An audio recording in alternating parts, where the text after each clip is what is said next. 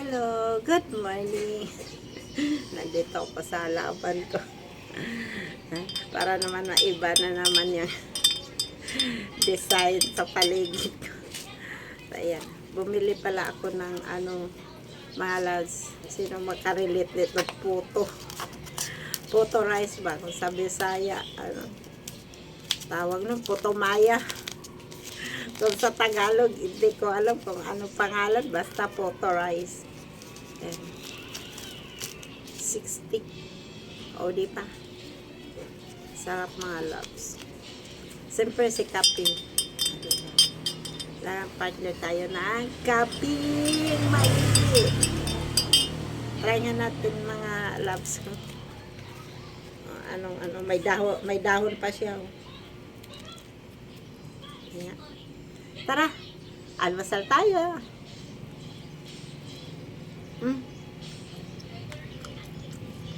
So delicious. Siguro tag 20 yung bawat ganito. Kasi 60, diba? Kape.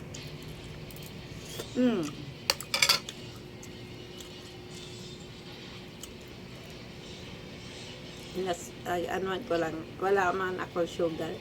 Yung kape steak tapos gatas. May chukot pa siya mga loves. Chukot yan.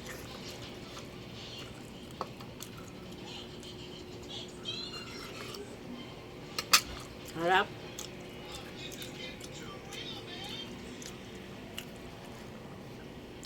Marunong kami nito magawa mga loves. Ano na ito? Asin lang. Kung masugal. Diba? Sarap.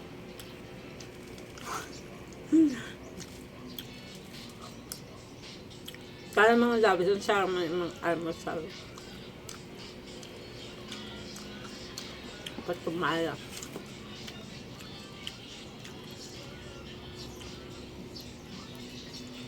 Bakit ka tinatawag itong patumaya? Puto. Rice naman.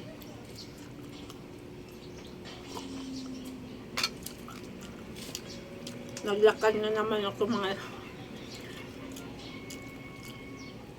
para exercise. Ninatid ko mga bata para maglakad ako pa uwi.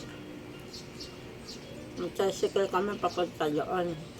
Kaya nagdadrive. Pagbalik, layo nila.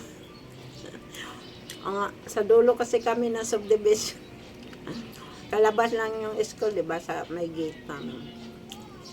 Lakad ko yun. Nakitong dito ko, yung hips ko dito. Ano ko, bagay to sa akin.